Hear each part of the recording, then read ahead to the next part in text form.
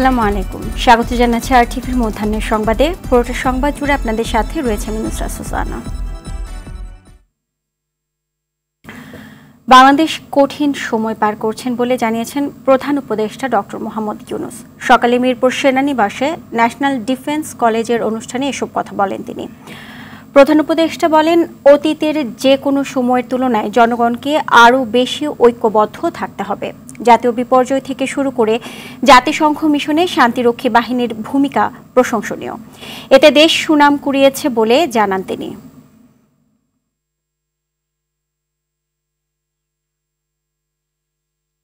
চলমান বিভিন্ন ইস্যুতে জাতীয় ঐক্য তৈরির লক্ষ্যে আজ রাজনৈতিক দলগুলোর সাথে বৈঠক করবেন প্রধান উপদেষ্টা অধ্যাপক ডক্টর মোহাম্মদ ইউনূস।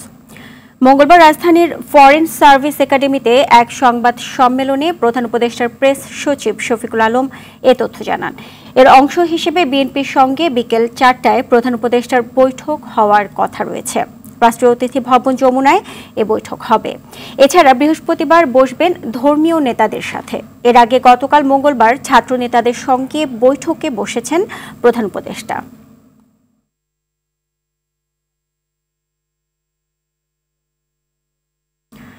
ভারত অহেতুক মিথ্যা বলে বাংলাদেশের মানুষকে বিভ্রান্ত করার চেষ্টা করছে, এমন মন্তব্য করলেন বিএনপি মহাসচিব মির্জা ফখরুল ইসলাম আলমগীর।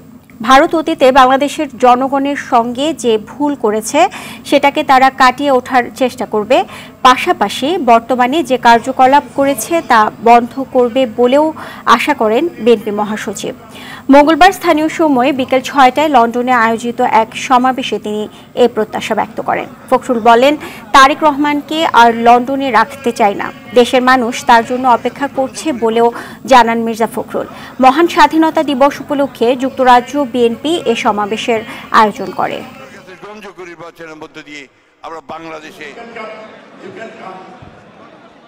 আমরা ভারতের কাছে সবসময় প্রত্যাশা করি যে ভারত বাংলাদেশের মানুষের পাশে দাঁড়াবে, যে ভারত তার যে অতীতে এই যে ভুল করেছে এবং বাংলাদেশের মানুষের সঙ্গে যে বিচ্ছিন্নতা সৃষ্টি করেছে এটাকে তারা কাটিয়ে ওঠার চেষ্টা করবে এবং তাদের এখন যে কার্যকলাপ যারা বাংলাদেশের বিরুদ্ধে করছে সেই কার্যকলাপগুলোকে তারা বন্ধ করবে।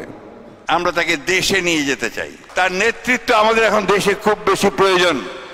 দেশের মানুষ তার জন্য অপেক্ষা করছে, কবে তারেক রহমান সাহেব আসবেন। প্রথমবারের মতো ইসকন নেতা চিন্ময় কৃষ্ণ দাস প্রশ্নে কথা বলেছে যুক্তরাষ্ট্র। দেশটির পররাষ্ট্র দপ্তর বলছে, যারা আটক রয়েছেন তাদের উপযুক্ত প্রতিনিধিত্বের সুযোগ দেওয়া দরকার। স্বাধীনতা ও মানবাধিকার নিশ্চিতের কথাও উল্লেখ করা হয়। মঙ্গলবার নিয়মিত প্রেস ব্রিফিংয়ে এক প্রশ্নের জবাবে একথা বলেন পররাষ্ট্র দপ্তরের মুখপাত্র বেদান্ত প্যাটেল। প্রশ্নে উল্লেখ করা হয়, ইসকন নেতা চিন্ময়কে অবৈধভাবে আটক করা হয়েছে। এছাড়া হিন্দু সম্প্রদায়ের উপর সহিংসতার বিষয়েও মার্কিন অবস্থান জানতে চাওয়া হয়। এ সময় ধর্মীয় স্বাধীনতার কথা উল্লেখ করে প্যাটেল বলেন, যে কোনো প্রতিবাদ কর্মসূচি শান্তিপূর্ণ হতে হবে, সরকারকেও আইনের শাসন নিশ্চিত করতে হবে। জুলাই আগস্টের গণহত্যার মামলায় ট্রাইব্যুনালে হাজির করা হয়েছে সাবেক খাদ্যমন্ত্রী অ্যাডভোকেট কামরুল ইসলাম এবং সাবেক শিল্পমন্ত্রী ও আওয়ামী লীগের উপদেষ্টা পরিষদের সদস্য আমির হোসেন আমুকে। সকাল 10টার দিকে আন্তর্জাতিক অপরাধ ট্রাইব্যুনালের আদালতে তাদের হাজির করা হয়। এর আগে 2 ডিসেম্বর আন্তর্জাতিক অপরাধ ট্রাইব্যুনালের চেয়ারম্যান গোলাম মর্তুজা মজুমদারের নেতৃত্বাধীন 3 সদস্যের বিচারিক প্যানেল তাদেরকে বুধবার ট্রাইব্যুনালে হাজির করার নির্দেশ দেন। এরই মধ্যে আওয়ামী লীগের এই 2 নেতা সহ আরও অনেক নেতা গণহত্যার অভিযোগে গ্রেপ্তার হয়ে কারাগারে আছেন।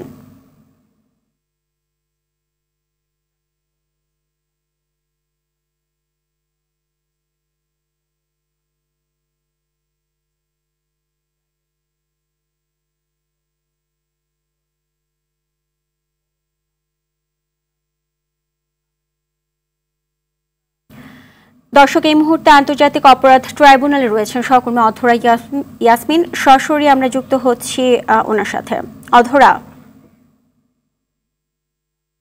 অধরা, আমরা জানি যে আওয়ামী লীগের 2 নেতা ট্রাইব্যুনালে হাজির করা হয়েছে, তো সেখানকার সার্বিক পরিস্থিতি আমাদেরকে বিস্তারিত জানাবেন।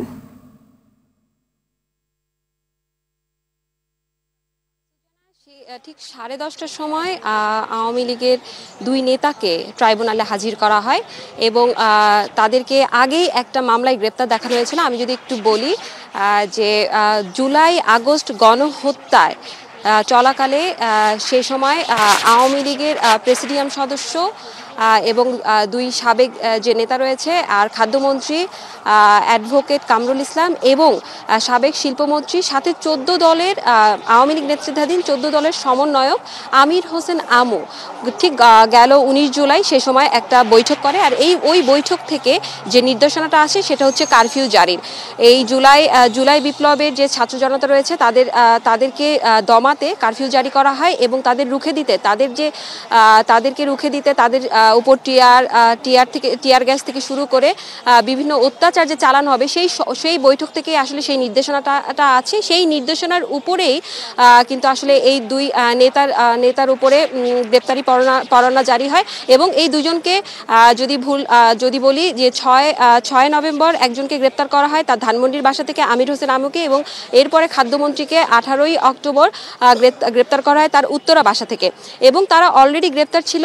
আর প্রসিকিউশন গেল 2 ডিসেম্বর মানে গত সোমবারে প্রসিকিউশন তাদের দুইজনকে ওই মামলাতেই গ্রেপ্তার দেখিয়ে ট্রাইব্যুনালে হাজির করার নির্দেশনা দেন।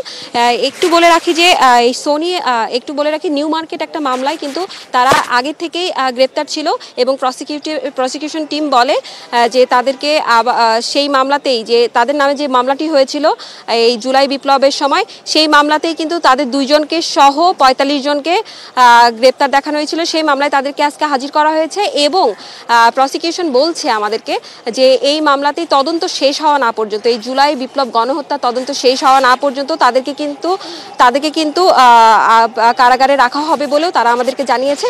তো সুজানা আসলে বলতে গেলে এই আমির হোসেন আমু এবং খাদ্যমন্ত্রী অ্যাডভোকেট কামরুল ইসলামকে আগে থেকেই গ্রেপ্তার ছিল, আজকে হাজির করা হয়েছে এবং এই মামলাতেই তাদেরকে গ্রেপ্তার দেখিয়ে কারাগারে রাখা হবে ঠিক যতদিন পর্যন্ত তাদের বিরুদ্ধে তদন্ত শেষ না হয়। তো এই ছিল সুজানা ট্রাইব্যুনাল থেকে আমার কাছে সর্বশেষ। অধরা, ধন্যবাদ আপনাকে। 3 দিনের ব্যবধানে দিনাজপুরের হিলির খুচরা বাজারে কমেছে ভারত থেকে আমদানি করা আলু এবং পেঁয়াজের দাম। ভারতীয় আলু কেজি প্রতি 5 টাকা কমে 60 টাকা এবং দেশি আলু 5 টাকা কমে 65 টাকা কেজি দরে বিক্রি হচ্ছে। অন্যদিকে ভারতীয় পেঁয়াজ কেজি প্রতি 10 টাকা কমে 70 টাকা কেজি দরে বিক্রি হচ্ছে। সরবরাহ বেশি এবং ক্রেতা কম থাকায় দাম কমছে বলে জানান খুচরা বিক্রেতারা। হিলি কাস্টমসের তথ্য মতে মঙ্গলবার 13টি ট্রাকে 375 মেট্রিক টন পেঁয়াজ আমদানি হয়েছে বন্দর দিয়ে।